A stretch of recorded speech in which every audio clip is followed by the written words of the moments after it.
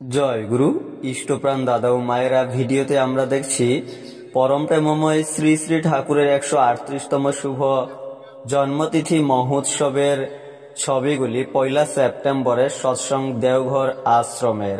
শ্রী শ্রী ঠাকুর ইংরেজি 1888 সালের 14 সেপ্টেম্বর, বাংলা 1295 সালের 30 ভাদ্র শুক্রবার শুভ তাল নবমী তিথিতে জন্মগ্রহণ করেছিলেন অধুনা বাংলাদেশের পাবনা জেলার হিমায়তপুর গ্রামে, ভারতীয় সময় সকাল 7টা 5 মিনিটে। শ্রী শ্রী ঠাকুরের জননীর নাম পূজনীয়া মনমোহিনী দেবী, পিতার নাম পূজনীয় শিবচন্দ্র চক্রবর্তী। স্কুলে পড়াকালীন শ্রী শ্রী ঠাকুর একবার অঙ্ক পরীক্ষায় কিছু না লিখে সাদা খাতা জমা দিয়ে চলে এসেছিলেন।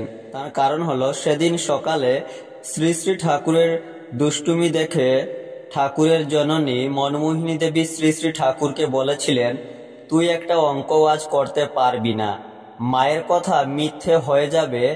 এজন্য শ্রী শ্রী ঠাকুর সেদিন একটা অঙ্কও না করে সাদা খাতা জমা দিয়ে বাড়ি চলে এসেছিলেন। পরে শ্রী শ্রী ঠাকুরের জন্য নতুন করে অঙ্ক পরীক্ষার ব্যবস্থা করেন শিক্ষকেরা এবং শ্রী শ্রী ঠাকুর তাতে উত্তীর্ণ হন। নিজের জীবনে শ্রী শ্রী ঠাকুর মাকে এতটা ভালোবাসতেন বলে পরবর্তীকালে বলতে পেরেছিলেন, মাতৃভক্তি অটুট যত, সেই ছেলেই হয় কৃতি তত। হিমায়তপুর, প্রতাপপুর, বারাদি, খোকসা, জানিপুর, মদাপুর, হরিণাকুণ্ডু, কুষ্টিয়া, বড়াইচড়া, রাতুলপাড়া, কাশীপুর ইত্যাদি বাংলাদেশের এই জায়গাগুলির সাথে শ্রী শ্রী ঠাকুরের জীবনের সম্পর্ক হলো, এই সমস্ত স্থানগুলিতেই শ্রী শ্রী ঠাকুরের ভাব সমাধি হয়েছিল।